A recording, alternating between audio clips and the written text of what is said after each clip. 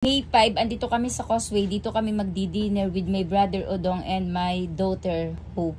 Sila Jade kasi nasa school kaya hindi nakasama, saka si Binbin.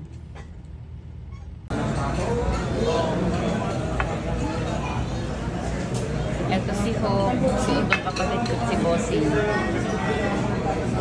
Eto, May 4. May 4. Dito kami sa Causeway. Magkano yan? Ang dalawang anak ko nasa school. May 4, andito kami sa Causeway. Ito. Causeway. Dito kami magdi-dinner. Kasama ko si Bossing, si Hope. Ano na lang yung pumpkin? Kapatid ko. Pumpkin.